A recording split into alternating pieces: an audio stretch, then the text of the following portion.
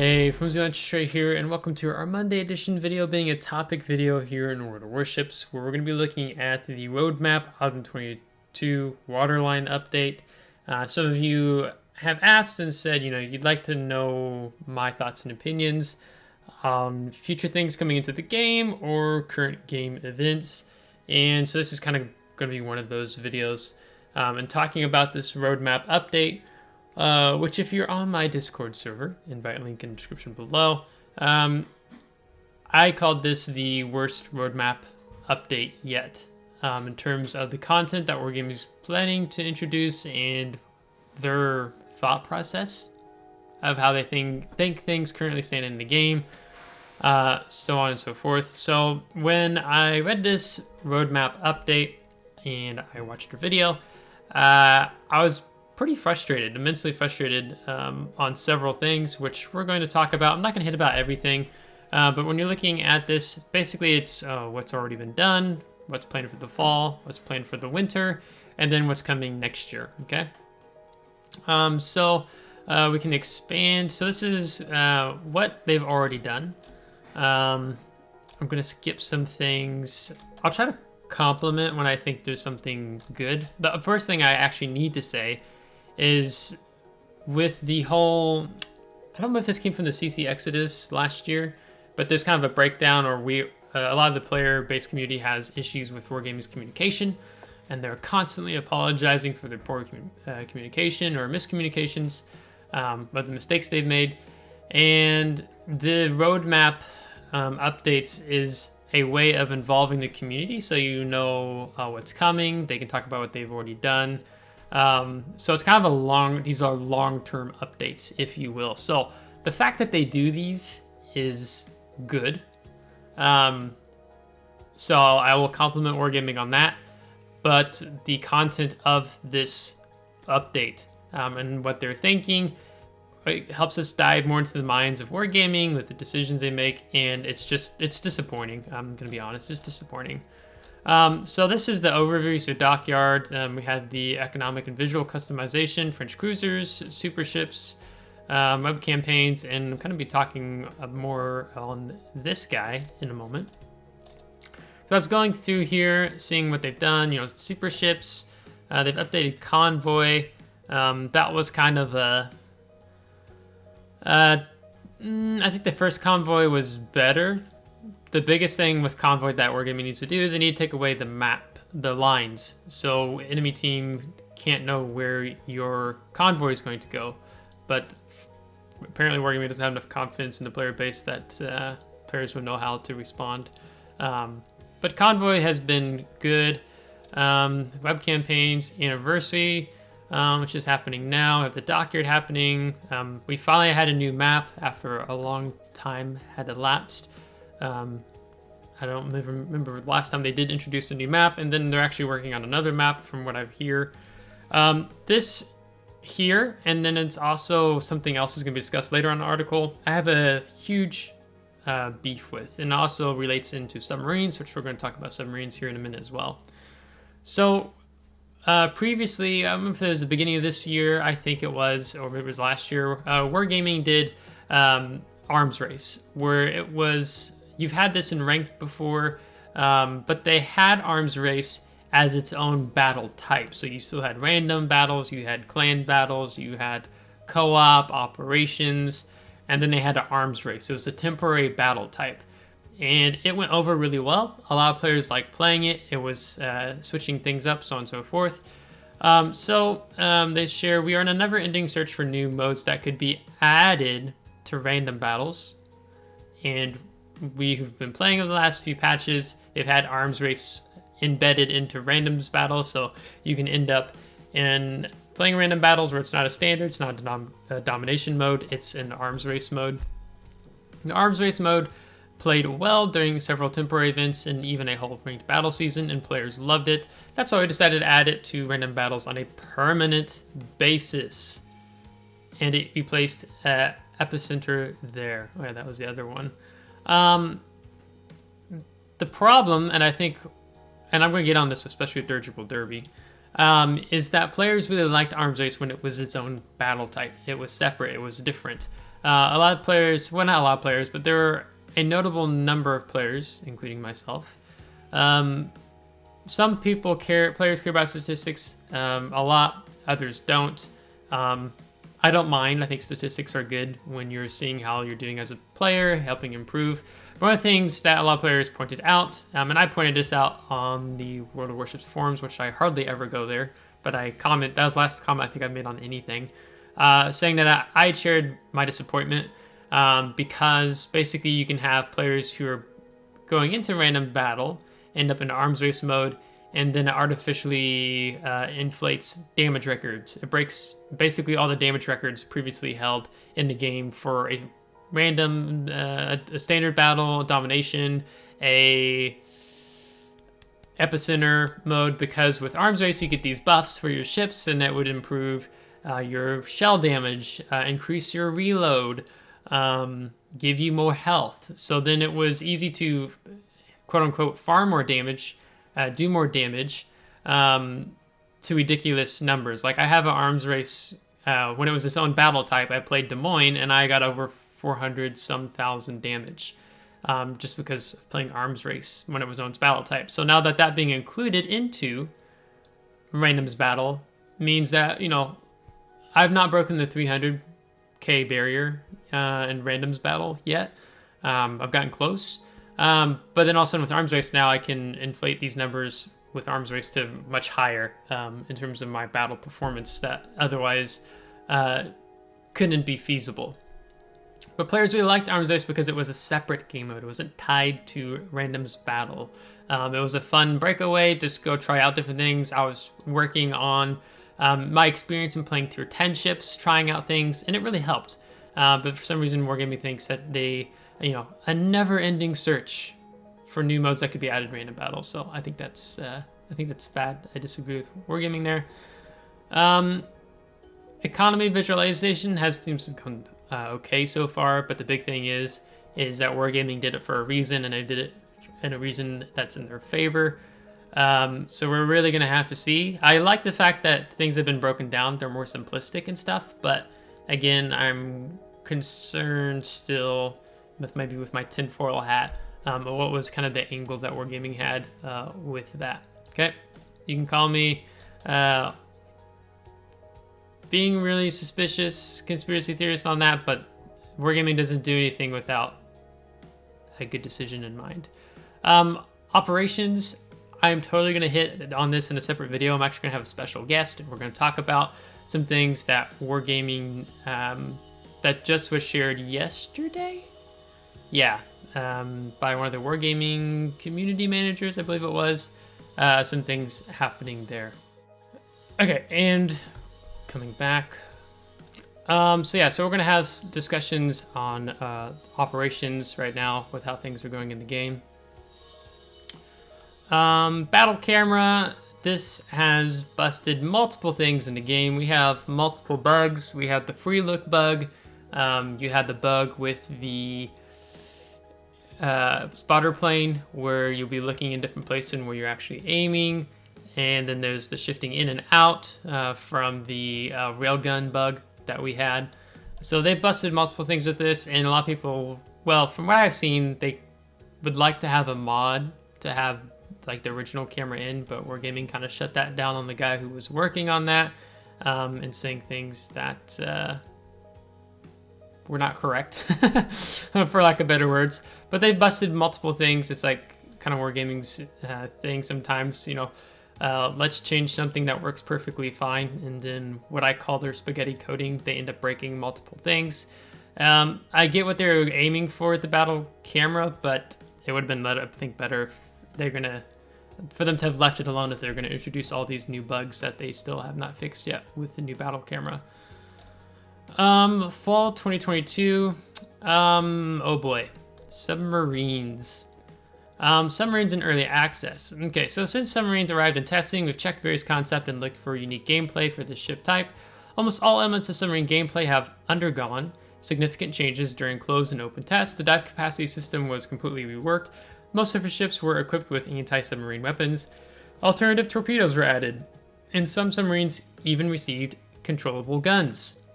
Interaction between surface and ships and submarines, as well as between submarines, also changed. We started testing submarines in random battles last year. They've been testing submarines for a long time.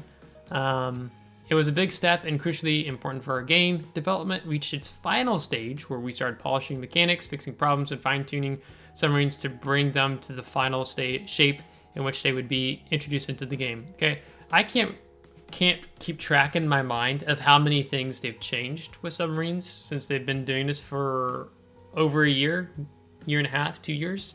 Where we had submarine battles like, was that at the very beginning of 2021? They've changed so many things, and I can't even keep track of what's been for the better or what's for the worse. It came across as Wargaming's like, we don't really know what we're aiming to achieve, and we're shooting in the dark, hoping we hit the right things. So I had given Wargaming credit for taking such a long time, and not just pushing submarines into the game. Like, I can't imagine Wargaming pushing subs back into the game, like, let's say 6-7 months ago. But now they feel more confident with where they reach with submarines. I would disagree with that. I think there's a lot of things that still need to be fixed. But over recent months, we've implemented lots of fixes, improvements based on your feedback. So these are some notable highlights they're saying here. We worked the submarine matchmaker and combined their queue with that of the destroyers. So you could get, like, was it 4 destroyers and like 2 submarines, something like that. So then battleships were having a really hard time doing any significant damage. So they reworked a matchmaker. So you couldn't have a scenario like that. But I think you can still have something like maybe 3 destroyers and 2 subs. Correct me if I'm wrong, but I think that's still a thing. But it wasn't at least 6, and I don't know if it could have even reached 7 previously. They updated the visual and audio effects for sonar pings. You still can't even figure out where exactly a submarine is, because you have a sonar ping effect happening here on the surface, and so you shoot there, and then it's like, no, he was like back further away. Like, it doesn't make sense. So it's very hard to pinpoint subs for depth charges and stuff, and that's still a current thing as of the new update and patch. They split the hydrophone into 2 separate consumables, so basically you have like submarine surveillance, has a very long cooldown time. You can use it to detect other submarines around you, and then you have another one for, like, I think it's terrain and surface, and you can see what's on the surface around you. They reduced the submarine speed underwater by like 2 knots. And then they increased surface speed by 2 knots, I think, across the board, roughly like that. They also, patting themselves on the back, added dispersion for torpedo tubes, which made it harder for submarines to carry out sudden attacks from a short distance. Okay, so basically what they're saying here with the dispersion is we made it more difficult for you to made it more difficult for submarines to shotgun enemy opponent ships. Okay, just before I sat down to record this, I went ahead and I was like, it's been a long time, a bit since I've played Submarines. Let me go check it out. I dropped into a match in World of Warships. I took out a submarine under the water, and I shotgunned a destroyer, and I shotgunned a battleship. With the U-2501, right? So you have... I think the homing torpedoes on U-2501, it's a 0.5 kilometer arming distance. For the torpedoes that don't home, have a 1 kilometer distance. So basically, you have to be a distance of 1 kilometer greater for those torpedoes to shotgun an enemy ship, or 0.5 kilometer and greater with the homing torpedoes. But you can still totally shotgun enemy surface ships. Like, that's still a thing that's so easy to do. Like, to me, I can hardly tell the difference from when I was testing submarines back when they were in early access. That's still a huge thing, and it's a huge problem still, and why they introduced automatic ASW for carriers, because submarines just go to the back of the map and they shotgun the enemy carrier, which I have no problems with. Cancer versus cancer action there. So they're trying to say, look what we did, but it's still not good. So you can read about all these changes in their development blogs. So they have a ton of different development blogs. Like, you have to go hunting down through them to find them all. This is very troubling. we're now sure, they're sure of this, positive 100%, that submarines in their current state fit well into the World of Warships gameplay and are ready for the next step, being their full release in the game. No. Submarines are still... they're such a frustrating class to deal with. I mean, in many ways, I mean, you guys know, I mean, when Wargaming was doing a Twitch stream a couple days ago, players, or maybe it's about a week ago, players were griefing them so hard in chat about it, so much so that the people on the Twitch stream, the employees, they had to talk about it like twice. They had to like just acknowledge at least that players were so frustrated with submarines, and they're like, what do you want us to do? We can't do anything. Like, we know there's a large percentage of you who don't like submarines, but what do you want us to do? Like, maybe listen to your community? Pass it on to the devs that, hey, like, these aren't good. And I rarely play subs ever. One, because I don't like them. Two, if I play them, that feeds into Wargaming spreadsheets saying that they're reaching their targeting goals for number of players required that they are aiming for to place the submarine class. And I want that to be as negative as possible. I don't want to inflate those numbers at all. So I don't play submarines. I don't enjoy submarines. I am frustrated with Wargaming's implementation of submarines. I think they could be a lot better. You had long ago, you had Wargaming talk about, well, you had, long ago Wargaming did a video saying that submarines do not fit into the framework of the game. They will never, ever be in the game World of Warships. They did a Halloween event, which went over really well, that revolved around submarines, and Wargaming's like, well, maybe we spoke too soon. What Wargaming doesn't get, okay, again, is it was a different battle type. It was not in ranked, it wasn't in randoms, it was a different battle type. It was a Halloween event they had with submarines, and that was really popular, and it went over really well because it was its own separate battle type, separate game mode. Again, Wargaming thinking that, hey, this means players want this. Let's shove this down their throats into random battles. Let's hammer a square peg into a round hole. Because if we introduce another class of line into the game, that means we have more ship lines for people to grind, and we have more premium ships for players to purchase. I think submarines fit much better into their own battle type, like submarine battles. You can incentivize the community with community tokens to play that game type, which was, you had surface ships, you had submarines, and they could incentivize players with community tokens. That's what they do with operations. That's what they do with Dirigible Derby. That's what they've done with Convoy, other things. Then I don't mind playing against submarines because they're being incentivized in a different way for it. And it was nice having them in their own battle type, their own game mode, submarine battles. Wargaming doesn't... I don't think Wargaming has... They don't have the player number count to be able to have a whole bunch of different battle types, because otherwise their queue time becomes super long.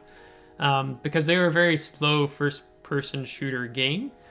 And I think that's why they want to shove all these different type of battle types into the main battle types, like random battles, ranked battles, and such, just because they simply don't have the numbers in the player base to support all these different types of battle types. Okay, I've gone on over that too long. I don't really want to make this video more longer than I have to. I have Japanese cruisers coming. That's cool. Be interesting to see. I think they still have more health pool than the Zal at tier 10. So, Superships, Superships are a pain. You know, used to be top tier at tier 10, and if you're tier 9, you'd only ever see a 1 to tier difference higher above you or 2 tiers beneath you. But now, you know, if you're tier 9, you can be bottom tiered with the new Superships.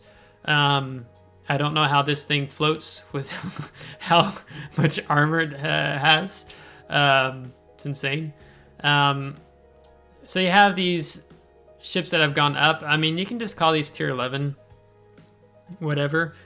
If Wargaming wants to add more ships that are higher, and Lord forbid missiles at some point. I mean, they can just create an alternative like battle type, like you can call it modern World of Warships, whatever, tier 11 to tier 20, whatever you want to call it.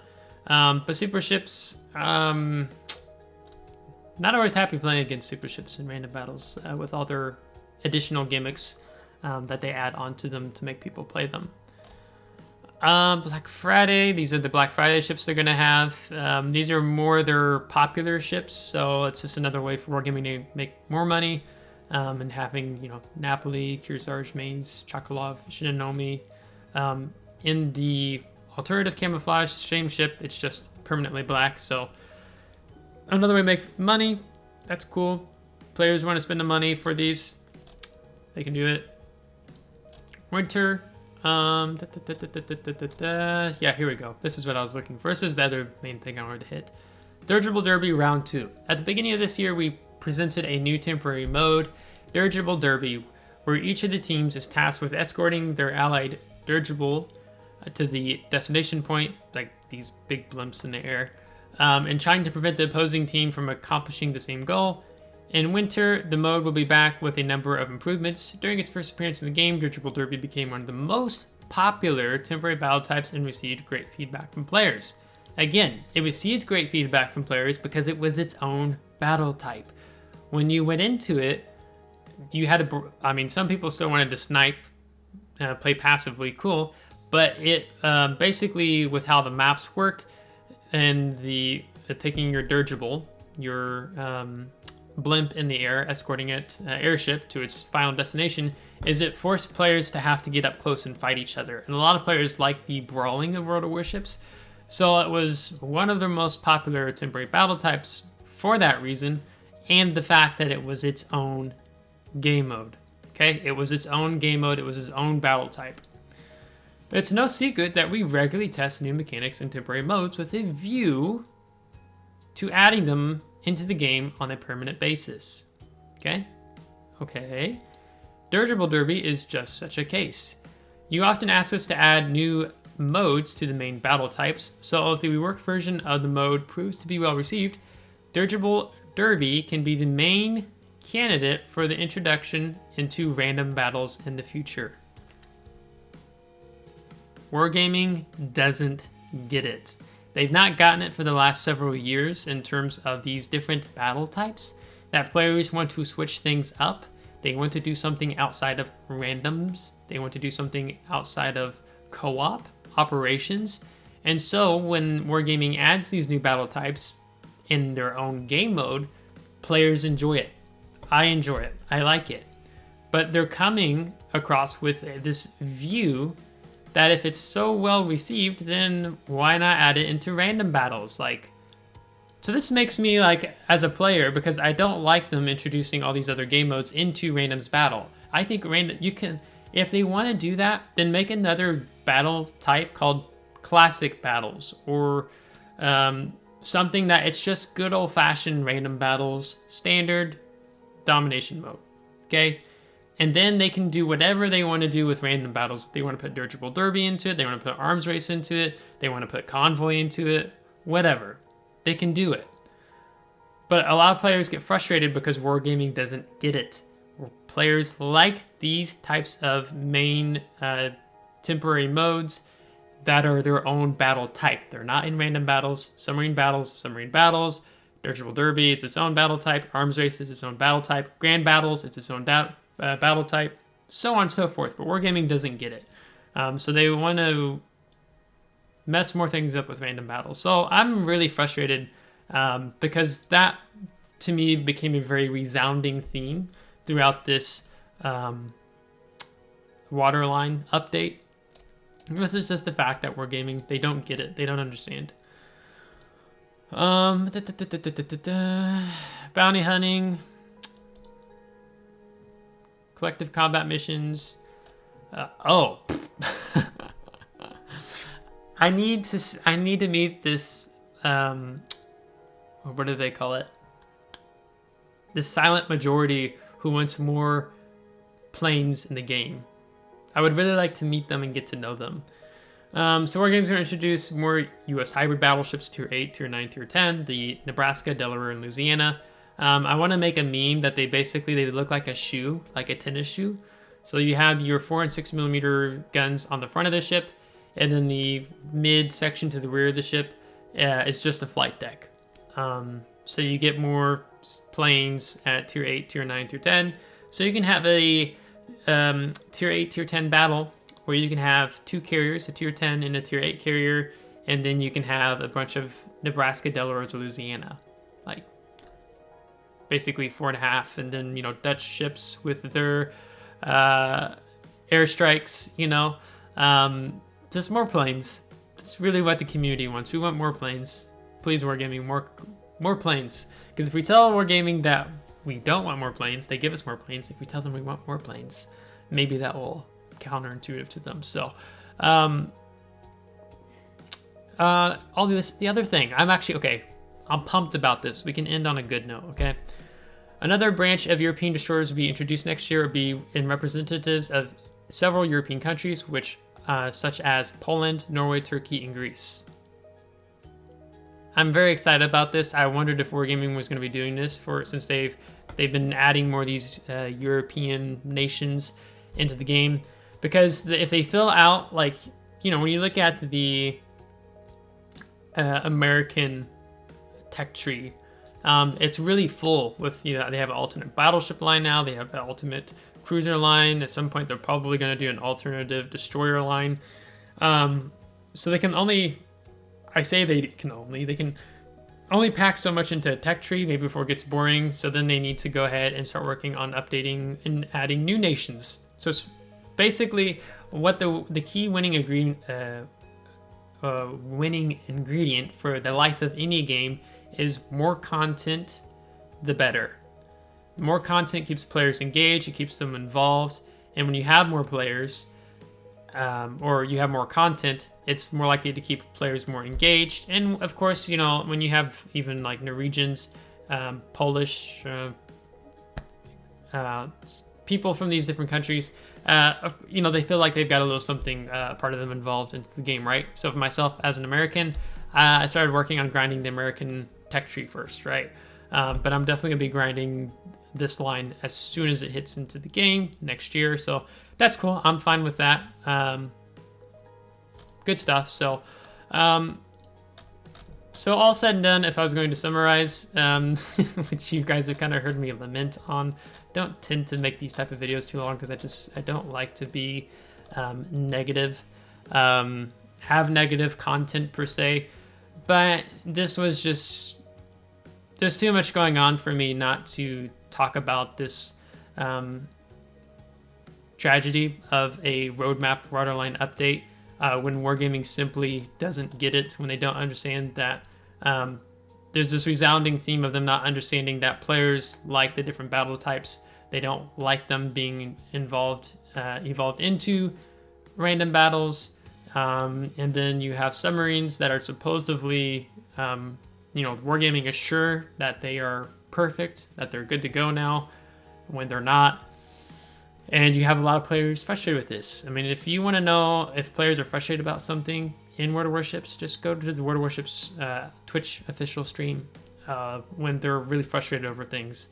So much so that Wargaming will actually begin to censorship the Twitch stream. So certain keywords they'll block out that can't be used in the Twitch stream because seeing players spam these things in the comments of their Twitch stream, and they don't want to hear it. They want to live in their own reality. And you had that during the CC Exodus with Little White Mouse. And it was so bad that the employees that were doing the Twitch stream had to just acknowledge that a lot of players were upset with submarines. But what do you want them to do? So that's going to go ahead and wrap this roadmap Waterline update up. So let me know your comments. Let me know what you think. I still want to say I'm happy that Wargaming is giving us these roadmap Waterline updates. It's involving the players in to know their trajectory of their mindset, what they plan to do short term, I guess, or you can even argue long term over the next, going into the beginning of 2023. So I do give props to Wargaming for that, but I'm very disappointed because it doesn't seem to resonate with the player base, in my opinion. That's just my opinion, so really let me know in the comments what you think, because I'd really like to know for you as my subscribers what you think. If you're not a subscriber, if you want to bring up at a point something I didn't talk about, or you disagree with something I've said, you can do so, but please just be constructive about it. We don't have to yell at each other. We're not a bunch of people on Facebook commenting about something we're upset with. It's a game most of us all like to play, so we can have civil conversations. So if you liked today's video, give it a thumbs up. If you did not, give it a thumbs down. Subscribe if you do want to see more. If you're subscribed, thanks so much. We appreciate it, and we'll catch you next time. Take care.